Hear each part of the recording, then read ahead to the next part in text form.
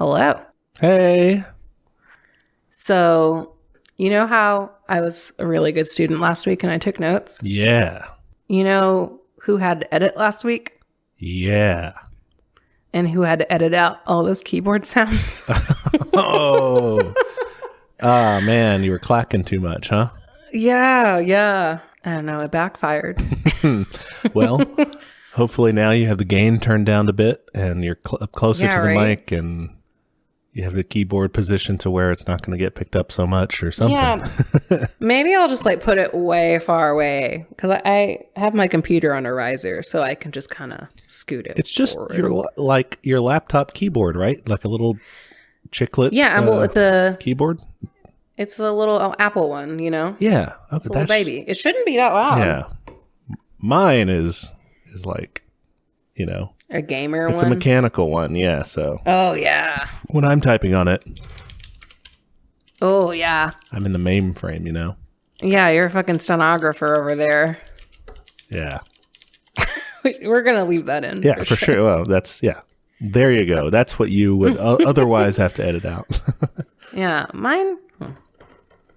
Maybe I'm just a loud typer. It's possible. I mean, you can really hammer it.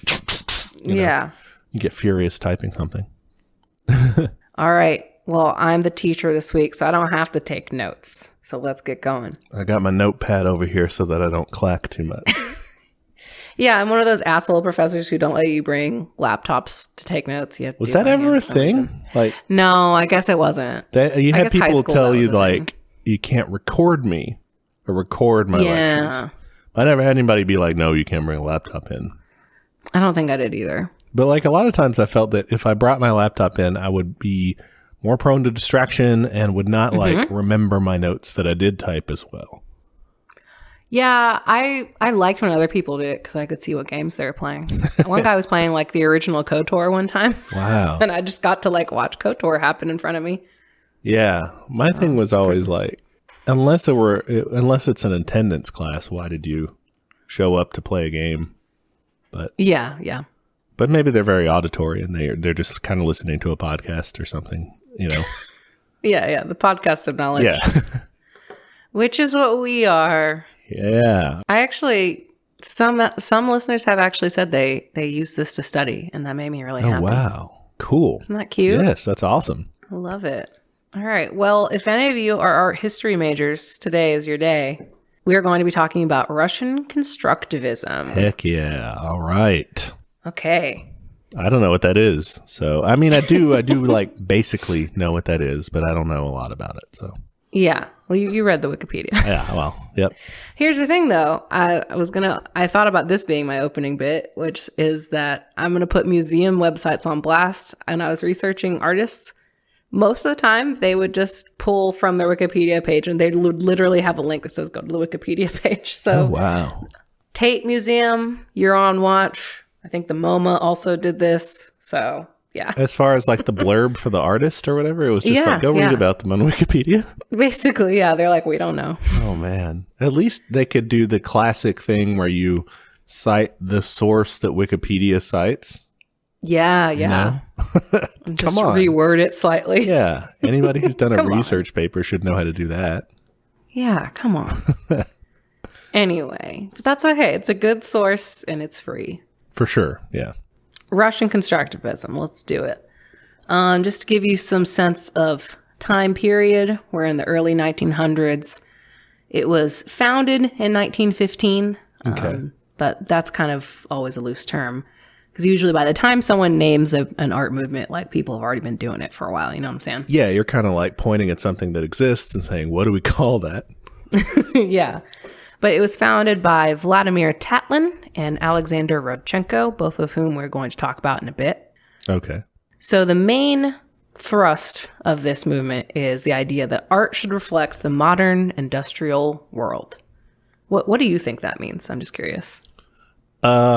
I guess that modern industrial world, I guess more sleek, more angular, or I'm thinking of brutalist architecture, I guess, but blocky or fits its function instead of very fancy frilly, over the top. What is that? Baroque stuff, Yes. Anti that.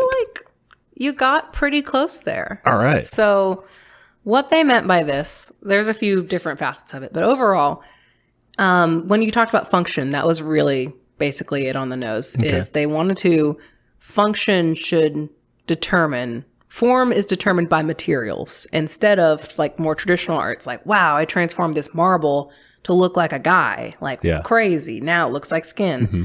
And this was more like, what can I make with things like, steel and glass and wood and all these building materials basically to really emphasize their material. And does that make sense? So not so much transforming it as showing the material itself? Mm-hmm. So it's more like a technical analysis of modern materials in order to contribute to mass production in a modern communist society. Wow. Yeah. All right. So they were their art had a purpose to advance communism? Yeah. Okay. Which is why we're talking about it. Nice. So, you were pretty close there. Basically, the idea of construction is now the mode instead of just talking about composition. The idea of this is about usefulness and utility over beauty. Okay, I don't get that. What is composition versus construction? Yeah. Yeah. So if you look at a painting of a horse by a lake or whatever. Right. I just thought of the bougiest painting I could think of. The whole point of that painting is the composition and the application of color and how it looks real and how it's pretty and all that stuff. And these guys are just I don't give a shit about that. I want to make something that explores these new materials, or not necessarily new, but cool materials that could then be translated into something that's useful for society. I think it'll make more sense once we look at some examples. All right. So far, my understanding of that is composition is how it looks like it's finished product, and then construction is how it's put together. Yeah, I think that's about right. Okay, cool. Okay, so I can read a little. So they have a lot of art movements. They have a manifesto. This was published in 1923. And it says, the material formation of the object is to be substituted for its aesthetic combination. So that's kind of what we're talking about. Okay. The object is to be treated as a whole, and thus will be of no discernible style, but simply a product of an industrial order, like a car, an aeroplane, and such like. Constructivism is purely technical mastery and organization of materials. So they're big nerds, basically. Yeah. It's almost I don't know. It sounds like anti-art as it was previously done. It's not that. It's... Definitely. And they in some ways will show that very explicitly and very hilariously, in my opinion. Okay. Yeah, I think you'll enjoy that. Just to continue with the overview portion of this lecture. All right, so the thing about jumping into art history is that every movement stems from another movement, and that I originally had 3 extra movements on my docs, and I was I don't know if we'll have time. You're tracing the genealogy of it all the way back. Exactly. Yeah. I do want to briefly touch on some precursors. Maybe, if our listeners are familiar with these art movements or just want to do a quick Wikipedia read on them, you can kind of get some concepts from them that I think are useful. Mm-hmm. So I'm going to start with Cubism. Maybe you've heard of that one. Is that Pablo Picasso? Yeah, he was one of the main dudes. It's him, and Braque is also the famous one. They were kind of the fathers of Cubism. Braque, like Pokemon breeder Braque? No, it's spelled with a Q. Ah, okay. It's Braque, I believe. Wow. All right. I was way off. I just pictured Braque. Braque from Pokemon, yeah. He had a very cubic-looking Geodude at one point, and he was inspired. So Cubism is the idea of you're viewing an object from multiple different angles, and you're trying to represent multiple angles at once. Okay. So that's why everything looks kind of crazy with Cubism. All right. Perspectives, but all at the same time. Basically, yeah. And there's different eras of Cubism. There's early Cubism, where it's very much about those planar shapes and things like that. Mm-hmm. And then there's later Cubism, which gets more into collage. That became a really big deal, and some of the constructivists kind of pick up on that theme, which is cool. Mm-hmm. But that's kind of... It was a big deal because it was one of the first moves away from super representational work and more expressionist work. So I just wanted to say that's going to come into play here a little bit. Okay. And then I also want to talk about futurism. Ooh. Sounds cool. I like that. Have you heard of it? Yes, but I only have the vaguest idea of what I have more of a speculation idea of what it might be. So okay. I don't really know. It was kind of based on Cubism. You can see it when you look up like what it looks like if you just Google futurism and art. It kind of has that same idea of like looking at lots of planes, but their big thing was movement. Okay. And they were all about technology and speed and like not the drug, but right. And but their idea was like they were trying to represent a modern world in an industrial society. So does that sound familiar? Yeah. Okay. Yeah. So definitely was an influence on constructivism in that way, what they were trying to depict. They did a lot of things with like cars and airplanes and stuff like that. One of the most famous futurist pieces that I like is if you look up Dynamism of a Dog on a Leash. It's a wiener dog wagging his tail real fast. And it brings me great joy. Trippy. Right? It's like he's scrambling his legs Scooby-Doo style. It's very Scooby-Doo. And the dude behind them, or person behind them is like, also, that's kind of cool. The leash. Overall. Yeah. So here's the thing. What's funny is this is so cute. This is so cool. This movement also gets pretty fashy. Ooh, not good. I guess it says on the Wikipedia that they have a lot of Italian influences. So that's what ends up happening is, I mean, I don't know a ton about Italy and fascism, but based on my understanding of this movement, it seems like there was a divide between, old country, stick with tradition and modernism, almost for modernism's sake, if that makes sense, just like rapid advancement of technology. And the futurists were also into violence. Violence, okay. Yeah, they just were just like, fuck it. I just want to be advanced, basically. That's super simplified, by the way, but this is just... They wanted to move fast and break things. Like fucking Zuckerberg. Yeah. So they were the Zuckerbergs. And, of course, they became fascists, so there you go. Yeah, it works. Man, I just don't look at that dog and think fascism, but that's a fascist dog. Unfortunate. Some of their other stuff, if you just like scroll through Wikipedia of it and see some of the other pieces there, you're like, okay, yeah, this feels pretty chaotic, and that was kind of their thing. Chaos. That's interesting because fascism isn't really, chaotic or anything. I guess there were some major developments later or something that change it. Yeah. What's interesting about a lot of these movements is, and constructivism is part of this same pattern, is that these people will be like super pro, in constructivist case, they'll be super pro propaganda and, communism. But then they end up getting kind of fucked over by their governments who are like, actually, no, we don't want this weird art. So yeah, that's kind of the bummer side of this. I imagine some similar things happened with the futurists. I don't actually know. Makes sense. All right. So those are just kind of like, those are the granddaddies of what we're going to be talking about. Just kind of the progenitors. And then this next one is more like the daddy of it. Okay. Which is suprematism, not supremacism. That one's bad. All right. Yeah, I could. You have to very carefully Google this term. Oh, on Wikipedia it says not to be confused with supremacism.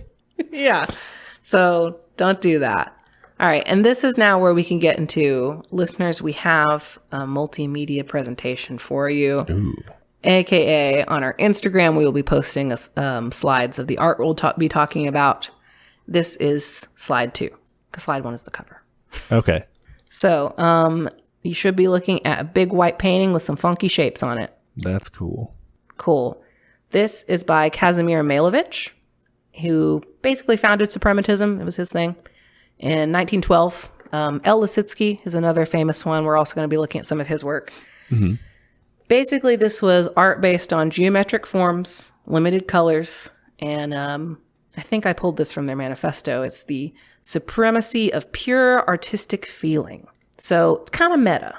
It's definitely trying to get away from, this is a really good, painting of a tree. Like, this is a really good representation of something. Yeah, no representation. It's just abstract, just feelings, just color and form. This is cool. This reminds me of like a space satellite is what like a space station or something. I could see that. Yeah. So this kind of will inform some constructivist work too, as you'll see later, but I just wanted to kind of touch on it. Malevich was actually the first to use the term constructivist, but he, classic, he used it as a derisive term. Oh, that's the best. Apparently that's how everything is coined, is I know, right? People making fun of you. I hope that happens to me. Someone gives me a really mean nickname. I'll be like, oh, I love it. I'm shithead. Listeners, or please what don't was call it? me shithead. Iron butt or Iron butt. I'd be Iron butt. That'd be great. But yeah, so he was talking shit about Alexander Rajenko, and which is like these constructivists. Ugh. And Rajenko was like, cool, yeah, we're constructivists now. Yeah, that's actually me. But overall, suprematism just kind of laid the foundation for like, hey, we're going to be using more color and shape and form, just focusing on those kinds of components instead of representation. And the way you can kind of tell the difference between them is they were much more interested in like the metaphysical world than the real world, where constructivists were like, how can I apply this art to, help people? Interesting. So like they're kind of the professors in the classroom just kind of going on some theory. The suprematists are. And then the constructivists are like, cool theory, bro, I'm taking it into the streets. Basically, yes. Okay. Yeah. Cool. So now let's move to our next slide. This will be the third one in the slideshow. You should be looking at a red triangle busting into a white circle. Grady, you don't read Russian. What do you think is going on in this picture? All right. When was this done? This was in 1920.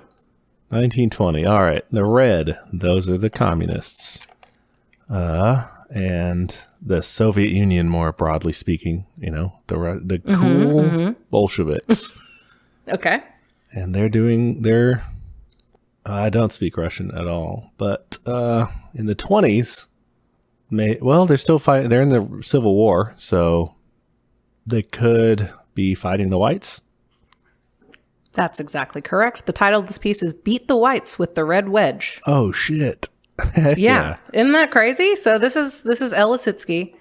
And I mean, my note here is basically what you said, like he used super simple shapes like this, based kind of on what Malevich was doing to communicate a powerful message. And this was made for the Civil War. And yeah, like that's how they communicated. That's awesome. So yeah, because you can see it's trying to, it's like stabbing this like white circle thing. That's cool. Yeah. So Lissitzky was technically a suprematist. Again, it's so hard to say that without making him sound racist. Yeah. But I think of him as kind of a bridge between the two. So, because he was actually applying it to the real world. Yeah. So, yeah, actually Lissitzky, he was designing propaganda posters, and apparently he preferred to keep quiet about this time because one of the main subjects was the exiled Leon Trotsky. So he he was friends with Trotsky and then didn't want to be known as that, or the opposite? Yeah, okay. I think he was like, I don't want to be associated because since he got exiled. Yeah. Problematic fave. Yeah, fake friends. All right. So now we're going to get into a movement called the Prolet Cult. Okay. This is a portmanteau of proletarian and culture. Culture. Okay. Not cult. No, not cult. The proletarian cult. Yeah. So this was a group of artists who wanted to make a new revolutionary working class aesthetic, which was inspired by, guess what? Modern industrial society. Whoa, they're all about that, Everyone's favorite phrase. Everybody looks at a factory and they just start thinking art. Everyone's so horny for these factories. So the main deal with this group, it didn't last too long because it was funded by Soviets, but the group, since they're a bunch of artists, they wanted autonomy from state control, so that caused a lot of friction. The state was like, no thanks. Yeah. So they ended up getting into a lot of clashes with Lenin and stuff like that. Like he thought they were super bougie. And were they super bougie? They were. I don't know. What's weird about it is that they were formed because they wanted the movement to be less about, like, they call it the intelligentsia, basically educated people, and more working class. They wanted the movement to represent the people more. But Lenin was like, no, you guys are... Yeah, basically Lenin did not like the cut of their jib. You're posers. Yeah, in fact, he wrote a gigantic response to like their movement, like according to Wikipedia. Sorry, guys. He went through more than 200 books in order to pen a response to their work. So like he was really mad at them. So he was like their most devoted follower because he hated them. Like he was a troll. Watched them all the time and then would write them angry letters. Yes. About how bad their work was that he had meticulously followed. Yes, basically. It's like, I have studied you and I hate it. So, yeah, it was a weird dichotomy. So they were formed after the failed revolution to oust the Tsar in 1905. And they were founded by more of like the left side of the Bolsheviks. Okay. And, like I said, they wanted it to be more working class, and they wanted to like make art that would represent that. And if you go to slide 4, you can see some of their work. I don't actually know what this poster's about, but it cracks me up. Slide 4? Oh, I've seen this, and I do know what it's about. What's it about? All right. It looks like a guy's eating an elote. I think he's eating some corn or maybe a bread. Hey, I wasn't too far off. Or something. Yeah, maybe bread. It's just food. It doesn't matter like what it is really. But the first one is like, I think at the very top it says like, do you want to do these things or something? Do you want to, and then it's like, do you want to banish the cold or, exposure basically? Do you want to banish hunger? So those are the first two. And then do you want to eat? Do you want to drink? Then join whatever communist organization it is. I don't remember what particular one, but that's awesome. It's for their propaganda, some sort of propaganda board. Join your local organization. Fuck yeah. I mean, I do want to eat and drink and not starve and be cold. Yeah. And it's clear, like, without getting the translation, that it's no to this monster, no to this skeleton. Yes to, or this guy looks pretty happy. He's eating, like you said, an elote or something. It does look like this an elote guy's to me. chugging something. Yeah. Looks pleasurable. Yeah. So this was done by Mayakovsky. Okay. So he wanted to work with these really simple shapes to get this idea across. He was kind of referencing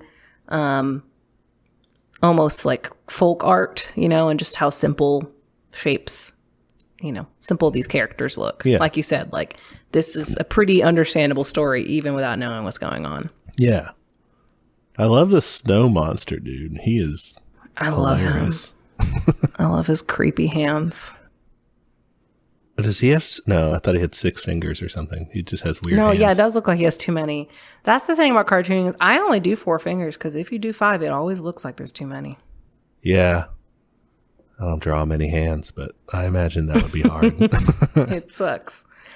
So yeah, one of the leaders of this movement was Anatoly Lunacharsky, and he wanted to found a human religion around socialism. Basically, the idea of we're all serving a greater good. And that was one of the reasons that Lenin didn't like him. That was smart. The attempt to form a humanist religion thing never really goes well. That's what they tried to do in the French Revolution with I guess Robespierre was the main one trying to do that. The cult of reason and then the cult of the supreme being eventually. Like a sort of deism style, but it's all about like rationality and, Great Enlightenment shit. Yeah. It's like, that doesn't usually work out. It really doesn't. So that kind of covers that movement. They're, again, kind of a precursor to constructivism, but they used a lot of the same ideas. And this was the Prolet Cult. The Prolet Cult. Like Yakult. Do you remember Yakult? Yeah. That shit's good. All right. So now we get to the actual real deal constructivists. Okay. We're going to start with Vladimir Tatlin. He was one of the founders, if you remember. Yes. And we're going to go to slide 5, which has this weird wood string sculpture thing.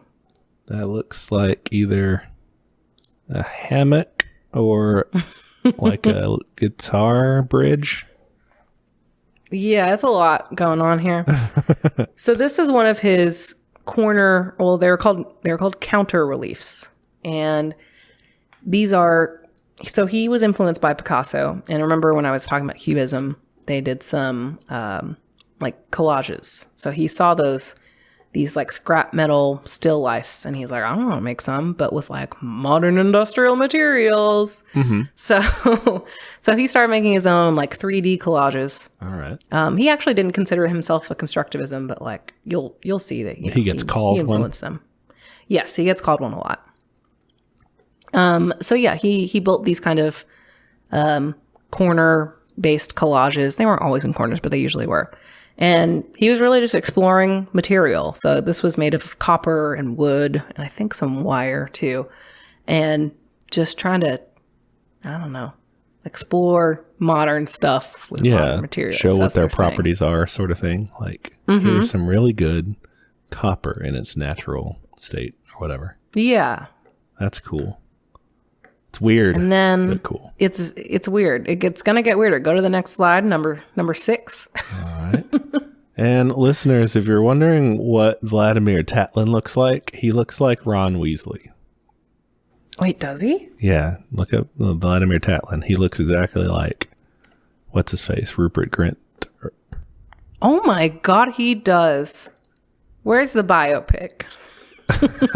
Yeah, he should. I mean, it's like Jesus. It's just like maybe it's just that picture, and he never looks like that again. The front on view, the nose. Yeah, that's 100%. insane. All right, whoa, All right. This looks like a science fair project or something. I mean, it kind of was. So this is the model. This is the model for a monument that was never built. Spoiler. Oh, yeah. So this is supposed to be a monument to the Third Internationale in Moscow. It looks like a roller coaster. It does, doesn't it? Yeah. So yeah, I never understood. I'm about to read the description of this thing, and it gets pretty crazy. All right.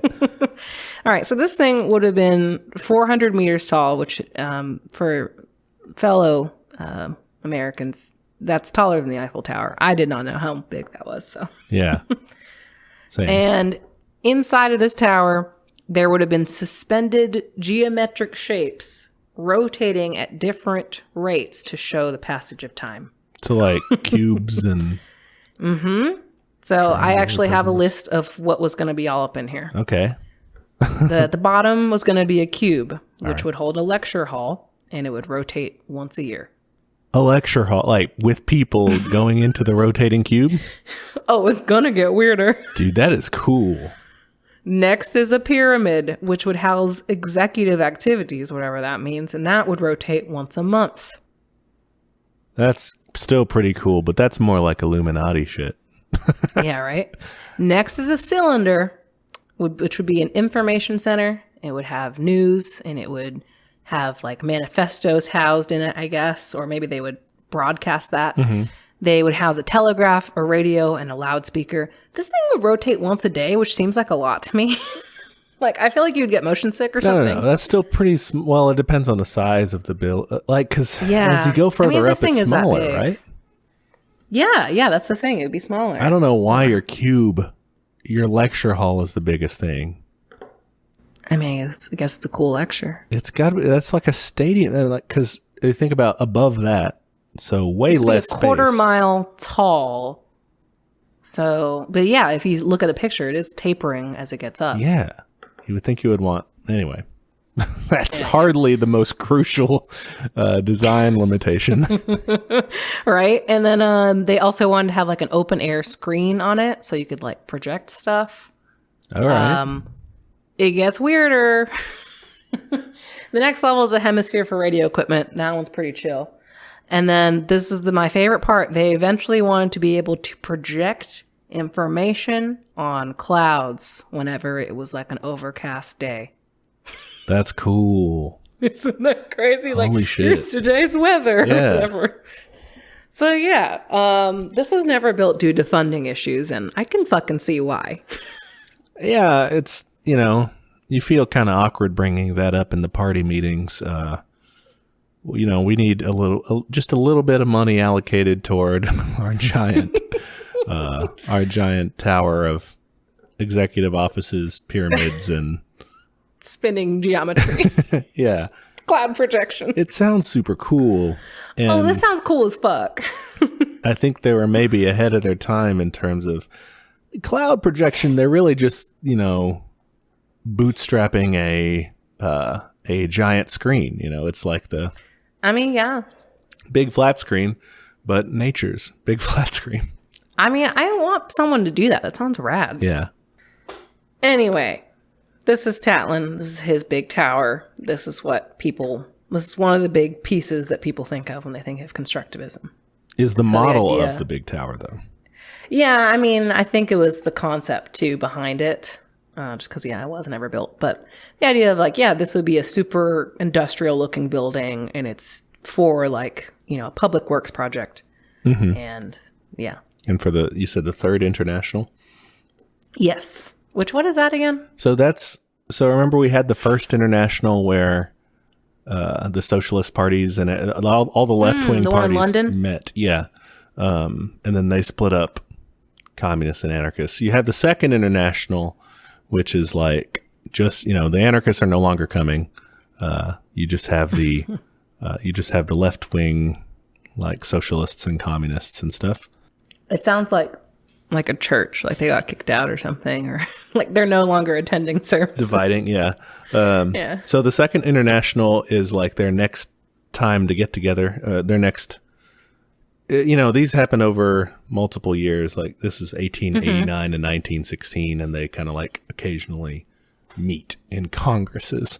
But the Second International was socialist and labor parties, and they break up basically when World War I happens. All the different parties, some of them back their governments and stuff. So okay, that old chestnut. Yeah. And that's the Second International. And then the Third International, which is the one they're talking about here, is also called the Communist International, or the Comintern. Oh, okay. Which is directed by the Soviet Union. And I guess it starts in 1919. So before they're the Soviet Union, really, they're just Soviet Russia, and lasts until 1943. Okay, cool. Yeah, I know they had a cool logo. it's a little extra. No, wait, maybe it wasn't cool. Let me look it up again. I like it. It's cheesy. The world with the big hammer and sickle. Yeah, I like it. I don't like it, but I like it. It's ugly cool. Yeah. Guilty pleasure. Mm-hmm. But yeah, it was kind of like the Soviet Union's attempt to kind of control or influence the direction of communist movements worldwide. Yeah, it was that global communism stuff. Yeah. Nice. To me, just that logo looks like it was the Communist UN or something. Yeah.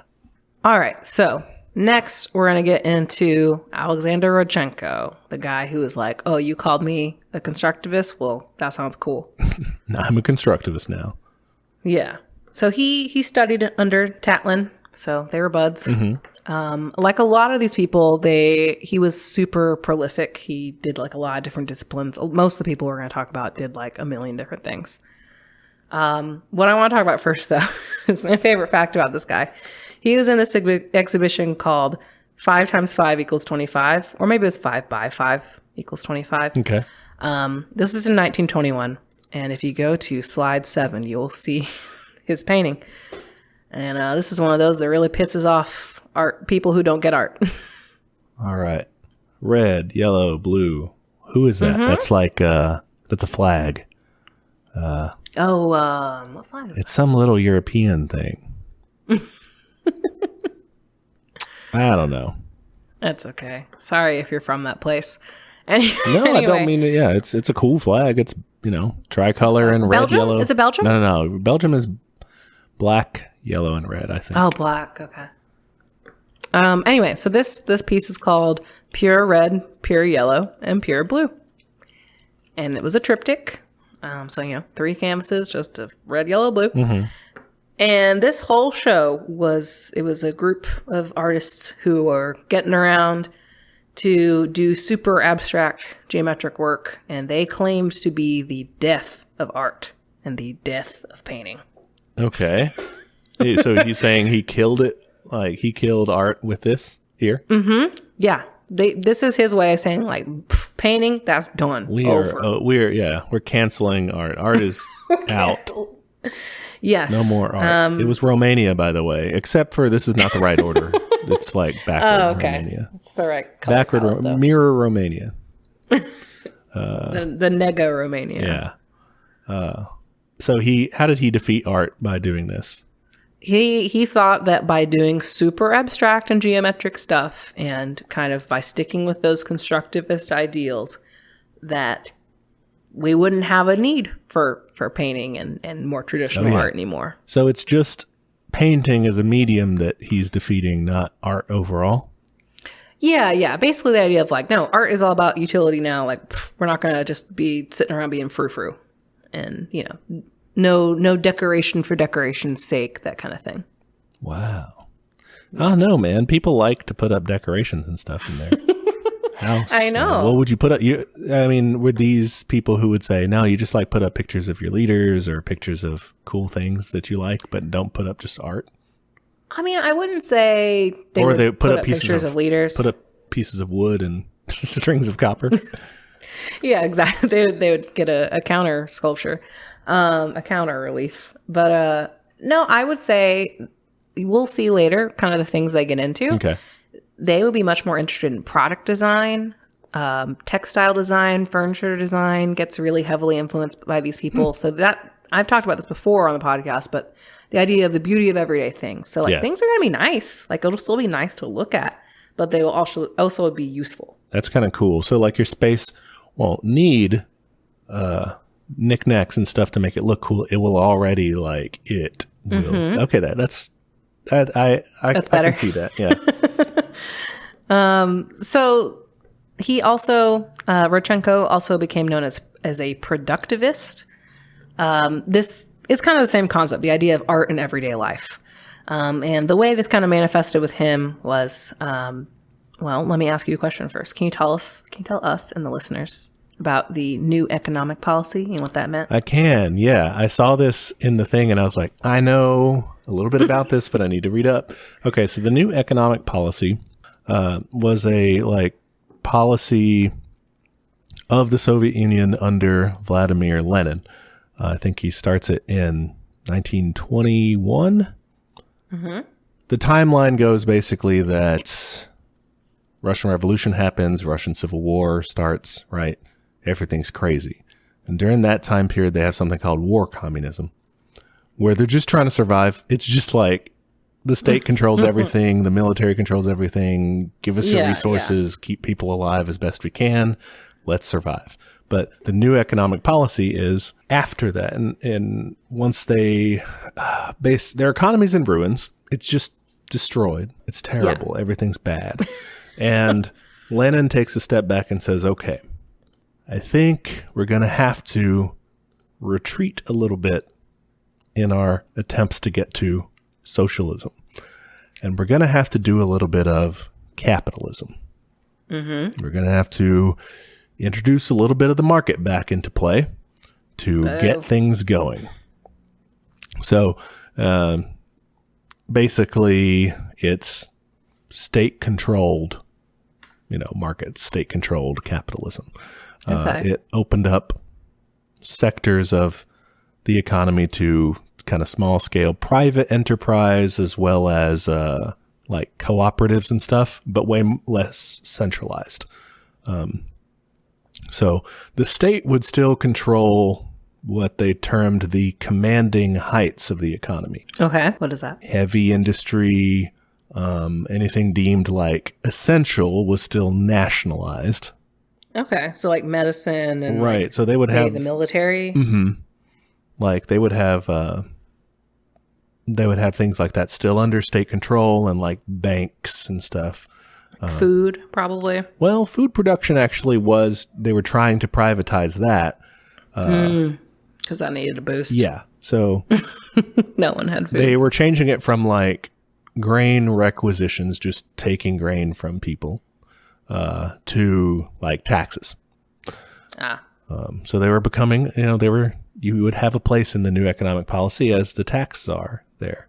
It could be me. Yeah. And basically Lenin was like, yeah, this is kind of bullshit. I don't really like it. This sucks that we have to do this, but we have to do this because we don't have any economic capabilities, and we need to do some capitalism to let it do what it does best, which is accrue shit and build and make wealth happen. We need to get some material advancement before we're ready to transition over to a non-market economy. That's very interesting. I feel like that's one of those things people will jump on and be like, well, see, you have to have capitalism. Yeah. But I think that Marx definitely did agree that to get to socialism, you had to have capitalism. Like, That's he would true. have been It's part of the cycle. Yeah, he would have been a critic of what they were doing in Russia anyway, with them kind of almost skipping the whole capitalist stage right from feudalism into. Oh, that's true. And then Lenin's like, well, fuck, it's all messed up right now. Let's try to run a market, but make sure everyone's provided for, state regulations and controls and shit until we get strong enough to where we can move away from that. That makes sense because, they were going from basically like a fucking agrarian serfdom to try and jump straight to communism. And as much as capitalism sucks, it's very good at extracting resources. So they need to get good at that, I guess. Yeah. And they were using it to kind of incentivize farmers and shit to produce more stuff.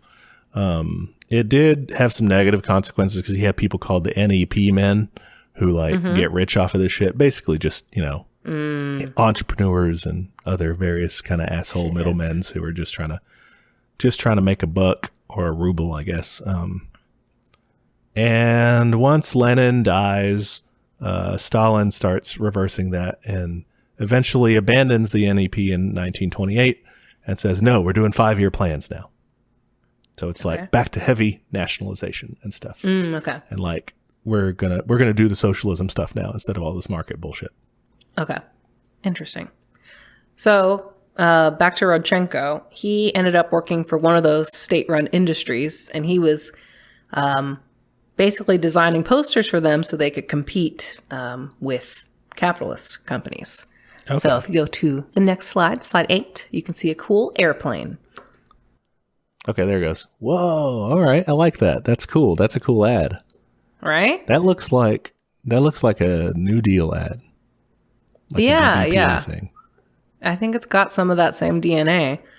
So this was an ad poster for the state airline Prolet. This was in 1923. Mm-hmm. This guy also did the original poster for Battleship Potemkin, if you heard of that. Ooh, yeah. I've seen that too. That's a cool one. Yeah, so this is the reason I guess this is constructivist, because again, you see it uses these really simple shapes. And, even though you don't speak Russian, you can understand hey, this is about a plane. This is about clearly there's a modern skyline going on.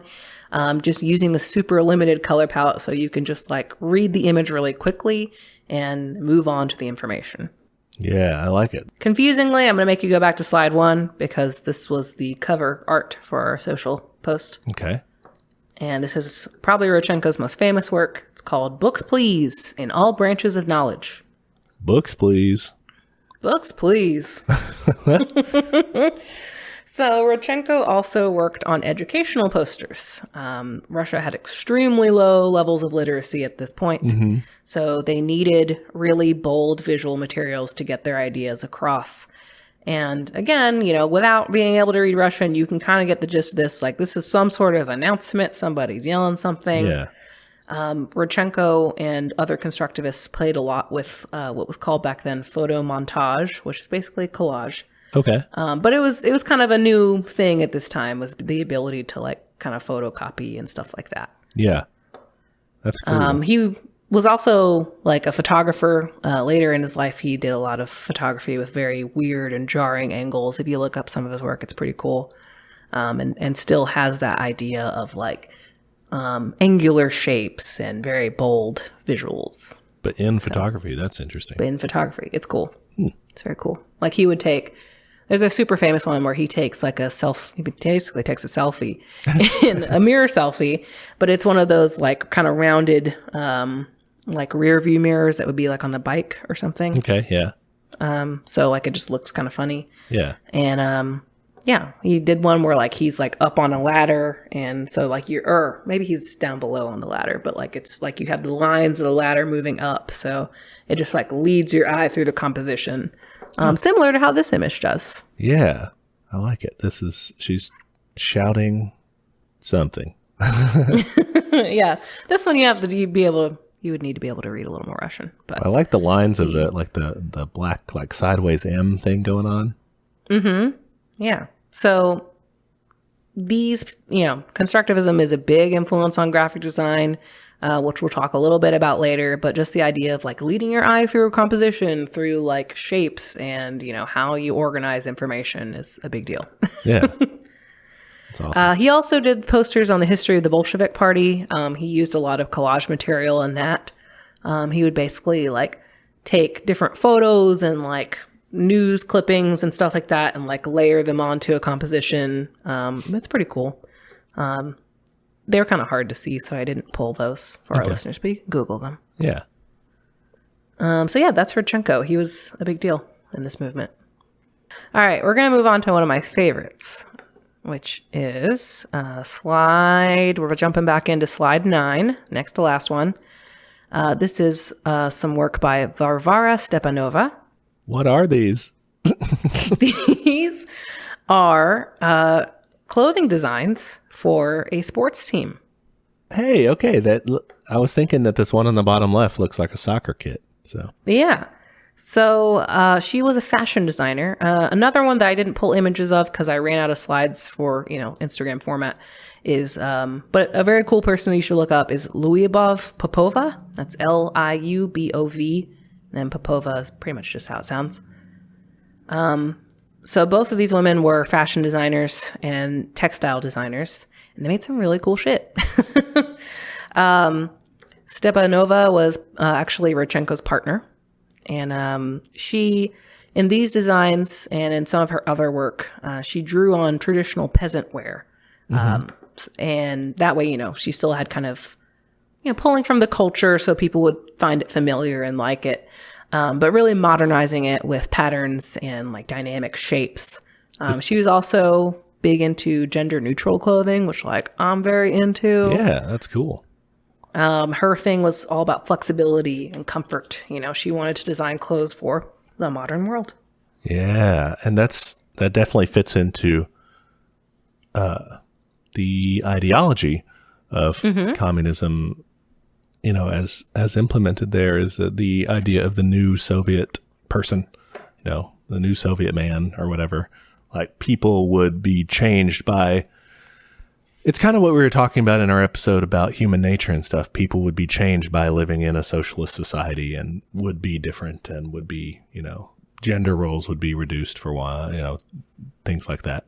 So yeah, definitely. That was a big inspiration point for her. And I believe Popova too. They both really were drawn to the idea of like, oh yeah, women can like do whatever the fuck they want now. Like let's make them clothes that are like practical. Yeah. And this was who was the patterns person? They both did pattern work, but the other person here was Popova, Popova. Stepanova. Okay. Yeah, I was looking at some of Popova's patterns and they do look there's this little one with like a little hammer and sickle thing and it's super cute.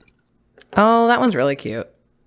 But yeah, she has some super cool stuff. And like, you can definitely see, if you look up some of her more like abstract patterns, you can totally see the line from like Malevich's super geometric compositions to some of these textile patterns. So I really like the textile design part of this because it is, to me, super exemplative of how to take, kind of that quote unquote high art and translate to something that you're going to use every day and it's going to make your day better and it's going to be useful. Yeah, that's awesome. So yeah, that's those two. Not to lump the two women in the same category, but they just both did fashion design. Yeah. But they also did a bunch of other stuff, like a lot of these people. So it's kind of cool. All right, moving to our last slide here. This is the work of Naum Gabo. You should be looking at some weird sculpture made out of like plasticky looking stuff. Yeah. Great, your face is confused. Yeah, it looks like some. It's not your face? It looks like something. No, it's not. It looks like some weird thing that you would see in a corporate office. Yeah. To me, it gives kind of that 80s corporate vibe. Yeah, there you go. Pretty ironic. So I'm like, what? So it's called Column. It was, the design was in like 1921, but I think they built the model later. So this was originally designed to be a public sculpture, and the Soviet Constitution was going to be engraved on the sides, and they would light up at night so people could see them. Yeah, okay. Which that makes it a little cooler. Yeah, for sure. How tall would that be? I don't know. I don't remember reading what the dimensions would be.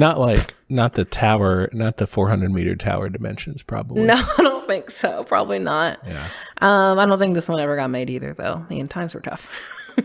It's kind of cool to imagine it as a sculpture then. Okay. So that's like, yeah, because it looks kind of dinky in this picture. Like it would just be like in the corner. this looks like it would table. be sitting on someone's desk, or something, like just a little blimp. Yeah.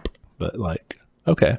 So Gabo was a sculptor primarily, and he moved around Europe a lot. Eventually, he had to leave Russia during the Civil War because he was trying to make, industrial sculptures that, hey, all the metal is being used because of, war.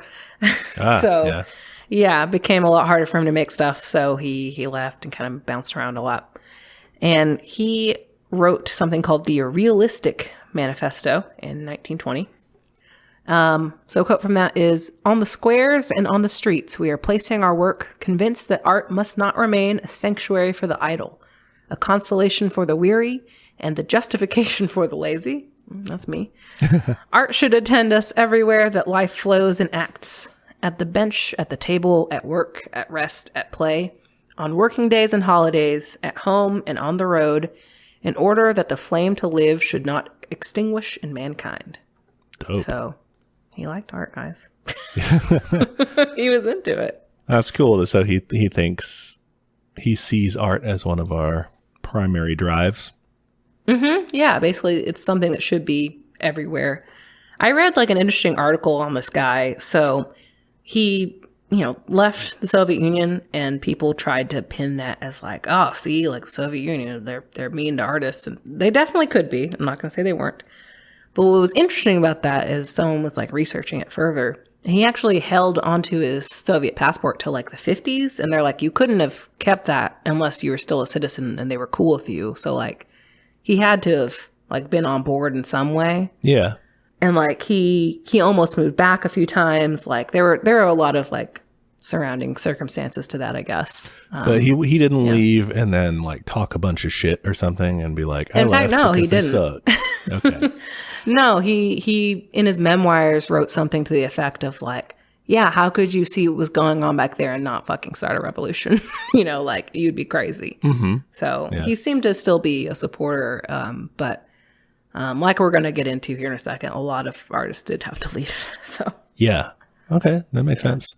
All right. Next, we're going to go to basically Constructivism School. And okay. I'm not sure how to say this word. It's Vkhutemas. Let's try that. It's spelled Vkhutemas. Vkhutemas. It was the State Art and Technical School, founded in 1920. And their goal was, quote, "to prepare master artists of the highest qualifications for industry and builders and managers for professional technical education," end quote. All right. So they were teaching artists. Yeah, but like industrial artists, it seems like, the only type that we're going with now. Yeah. Painting's dead. It's done. Yes. So the reason I included this, because I thought it was very interesting as someone who was an art major, This was a school that made you take foundational art courses, which is most colleges do that now. And their foundation courses are listed here. The Maximal Influence of Color, which was given by Popova. Form through Color, Color in Space, Color on the Plane, Construction, taught by Rajenko. Simultaneity, that's hard for me to say, of Form and Color.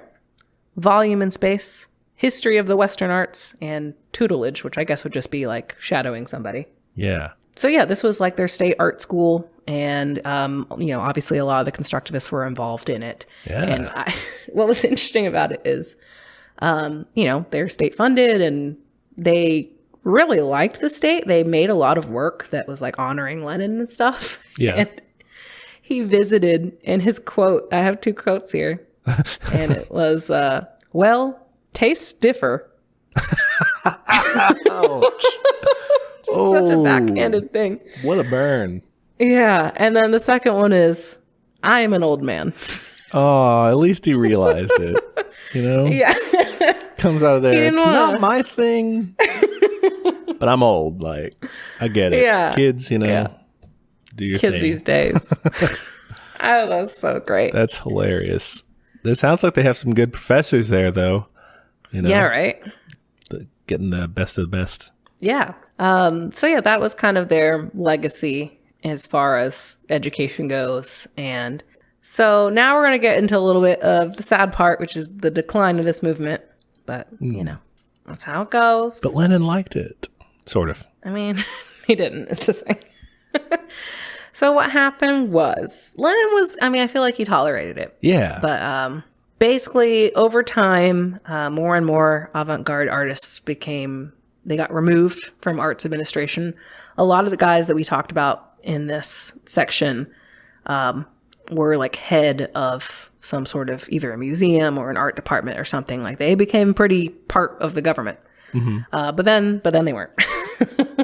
What became favored was something called Socialist Realism, which was the super idealized realistic art. It was all about glorifying communist values. A lot of like muscular sculptures and people tilling fields full of wheat, stuff like that. Or like the gay couple, the Soviet and Chinese series of posters. So there was a thing where the Soviet Union and China, they're trying to be friendly toward, improve relations. Mm-hmm. And so they were putting out these posters. I forgot about these. They're very good. Okay. But so this must be socialist what did you realism. Google? What did you Google? I Googled Soviet China posters. There you go. Okay. Google that. You're going to see some great gay propaganda. It's like, it's this, friendship, and socialists apparently have always been very big into the fraternal side of things and openly showing affection. There's something called the socialist fraternal kiss, which is where socialist leaders would, oftentimes men would kiss each other on the lips. Oh, that was just a thing, and it wasn't seen as like anything romantic. It was like, we're just bros. We kiss. We're just bros and we kiss. Yeah. I've been watching The Sopranos, and there's so much male affection there, and I love it. Yeah. Everyone's always hugging and kissing. But I guess this is what you mean in Soviet realism or socialist realism. Mm-hmm. Yeah, this would definitely be an example of that. Super idealized, just big hunks being happy. Himbos. Big himbo energy. Socialist himbo unity. Yes. So yeah, basically this also happened under Stalin. He was very into this shit. So we can blame him. Stalin was pro-himbo? Pro-himbo. I don't know if we can blame him for that. That sounds like one of the few things we can put in the good column. Well, the problem with that is that this caused a lot of artists to get out of here because they're like, I don't want to make this bullshit. So, yeah, that's the problem, though, with picking one and being like, no, we're doing this now. Like, you could just be like, oh, check out this new form of, we're going to do some socialist realism and let people do the other thing, too. Yeah. I mean, that'd be ideal. But you gotta only have one. So did they deport the artists, or did the artists just leave? Or most of them just fled. Yeah. But some of them, they like lost their jobs and shit. So they're like, yeah, I'm out of here. So that sucks. Yeah. So, but what's kind of cool about them leaving is they went to some cool places. One of which was founding, or not founding, I guess it was already founded by then. But some of them ended up teaching at the Bauhaus School. Okay. Which, have you heard of this? I've heard of the Bauhaus typeface. Okay, yeah, it's based on that.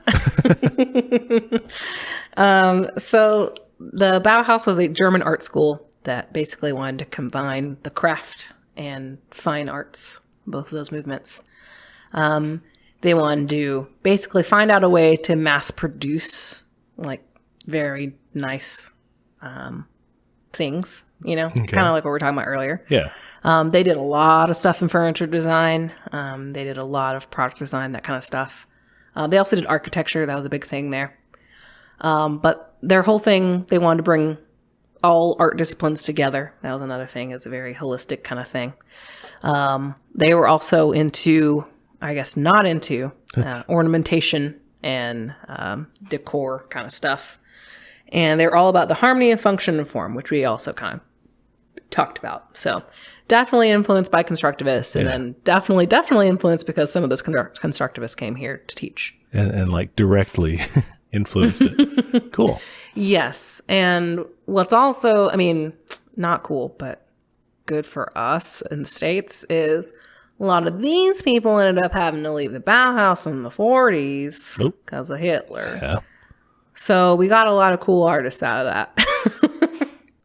But yeah, so designer nerds, you probably have heard about Bauhaus before, but they are a big influence. The whole mid-century modern design trend basically started there. That's why we have, hairpin legs and, bougie shit like that. All the stuff from Mad Men is those guys? Definitely derivative of that. Okay. If not directly them, then probably the Americans or the German immigrants who came here and made more stuff like that. Yeah. Oh, so that's all the legacy of the Russian constructivists. It can be traced there. Okay. Yeah, definitely. The emphasis on geometry and on function and on materials, like all that shit. Yeah. Wow. Interesting. I know. It's cool. Same thing with graphic design proper, I guess, if you want to call it, definitely, the idea of composition and, really using shapes to get your message across and your layout and stuff like that. We talked about that earlier. So all of this design history is linked, and it's kind of cool. Yeah. That's awesome. I didn't know anything about that. Do you have any questions? So it just kind of ends with the dispersal of everyone then. Basically, yeah, they disperse and, they kind of bounce around Europe, and eventually some of them come to the States and continues that legacy. If you think about things like, I kind of mentioned mid-century modern, but things like Saul Bass, he was a very famous designer in the States. I hope it's pronounced Bass. I actually don't remember. He did all those opening title credits for The Man with the Golden Arm. If you've seen those, those crazy blocky hands and stuff. You can kind of see the constructivist roots of that as well, too. Look it up. I bet you've seen it. Oh, okay. This type of thing. Mm-hmm. Cool. Anatomy of a Murder. Yeah, all that stuff. So yeah, basically, they kind of dispersed and started influencing everywhere. And another, I guess, famous school that came out of this was a Dutch school called De Stijl. Is very similar to Bauhaus. I think they were just a little more rigid. They did stuff like, let me look up this artist's name. Yeah, Mondrian. So if you've ever seen those just grids of shapes and people are like, I could do that. Mm-hmm. That's from Piet Mondrian, who was part of the De Stijl style. And you can definitely see the idea of some of these concepts. Oh, that stuff applied there. Yeah. So yeah, these guys have a long legacy. But again, art history is one of those things. It's when you jump in, you can't just jump in on one movement because it's all kind of connected. Yeah, it's it doesn't make sense in a vacuum. Yeah, because like when you're part of an art movement, again, you don't know you're part of it until someone, trash talks you in a fucking, magazine or whatever. Yeah. And it can be kind of a gradual thing. Like I would consider Tatlin to be kind of between suprematism and constructivism, and same with Lissitzky, honestly. So, yeah. How do you think that socialism as it developed and everything, how do you think that it wasn't like that they impacted that at all, the constructivists? Did they change its direction or anything like that, do you think? Or what influence did they have on like the people? Yeah. I don't know. I would say, I think you can look at some of the more concrete ones, like the kind of the ad work that Rajenko did. Mm-hmm. Just the idea of like trying to directly help the economy with design. And we've kind of talked about that before. Like, wouldn't that be cool if like instead of having to design for ads for like bullshit, you could make work that like helps people, that kind of stuff. Yeah, that makes sense. Yeah. And also, like the literacy stuff like that, like having educational posters and about like national history, stuff like that. They did a lot of work on that, Rajenko especially, but other artists too. Yeah. I think that's kind of cool. Mm-hmm. I really liked how many of them focused on public works. Mm-hmm. I think that's awesome. And I think it's helpful to think about in the context of the greater good. Like, remember that one guy who was like, well, this should be our religion or whatever. Mm-hmm. I don't think we have to go that far, but I think it's very helpful to be like, yeah, these artists aren't just like making pretty shit just to make pretty shit. They're making pretty shit so all of us can share in it and, think about how we're all in this together, to quote High School Musical. Yeah. I agree with that assessment. That makes sense, that they're kind of bringing the art to the people. It's not something fancy away in an ivory tower somewhere at the rich people's art gallery. Like, exactly. Because, before a lot of these movements, art was very much for the rich. And I think that's where some of the pushback came from like Lenin and later Stalin. They still considered art to be very bourgeois. Mm-hmm. Lenin's like, I'm an old man. Like, not for me. I love that. It's so shady. But yeah, I love that idea of like the beauty of everyday things. Like I've talked about that before. Like that is very important to me. Like you can still have nice things under communism, and like that's something that artists definitely will keep pushing for. And as someone who actually did get to make like a textile design once and have it like printed and stuff, like that is an awesome feeling. And it's great to like use that object and be like, man, I made this. Yeah, that's cool. What do you think about because this would be kind of a criticism someone would level is, yeah, but they did propaganda or something. Like, what do we think about propaganda is in terms of it being useful or it being oppressive or whatever? I think that propaganda is kind of a spectrum. Like you can have good propaganda, right? Like if it's a PSA, like, hey, learn to read, or yeah, that kind of stuff. Like that seems important. I would love some mask propaganda right now. It's not categorically bad. It's just I don't think it has to be bad. Yeah, I think that's it's kind of a straw man or maybe a fallacy of some sort that like people try to say that but that's propaganda and that is therefore bad. Just Yeah, and I would say maybe this is kind of going too far the other way. Maybe this is some freshman art appreciation bullshit, but like kind of all art is a little bit propaganda-y. Yeah. Like it doesn't exist in a vacuum.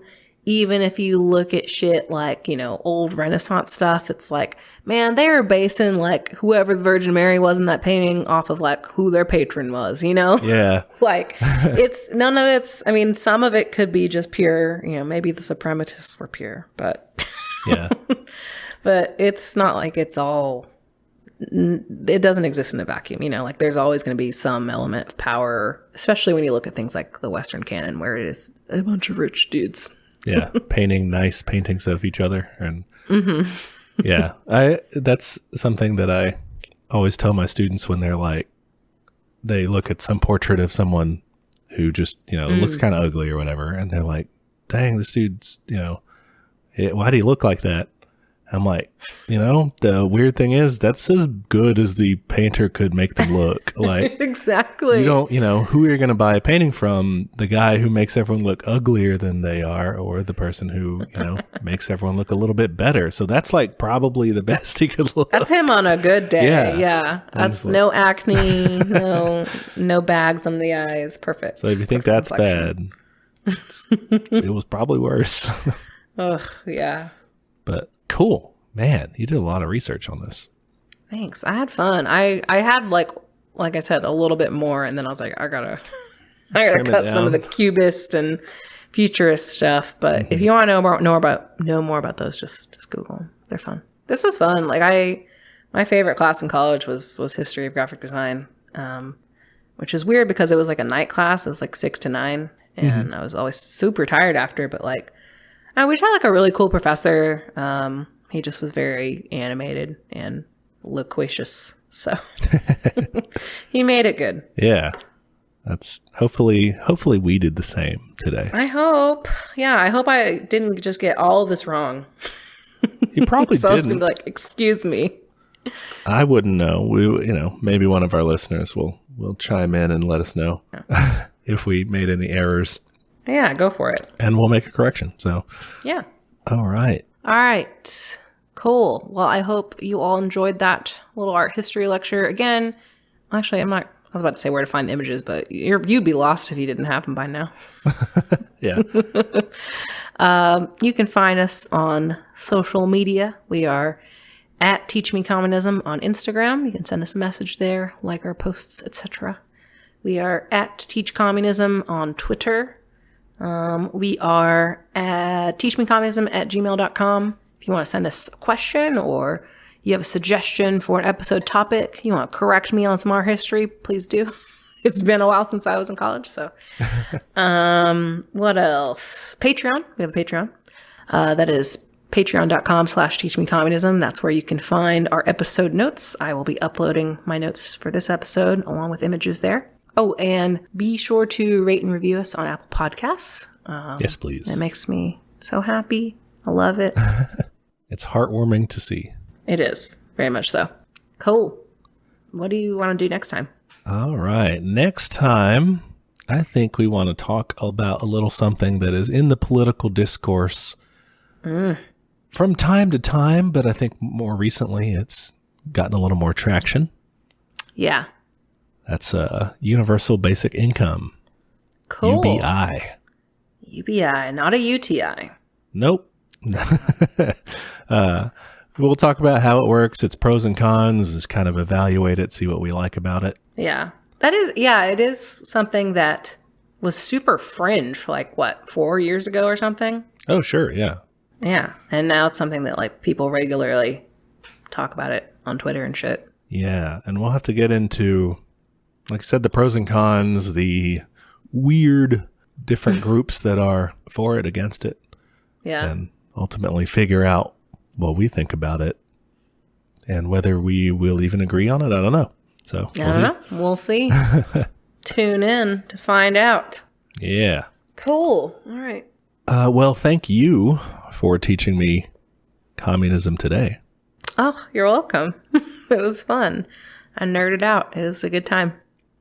You were an awesome teacher. You went at a good pace. I could ask questions and I could follow along easily. Not confusing. Good. Good stuff. All right, is this my, what's that site? The Raider Professor Yeah, site? something like that. Also just like your evals at the end.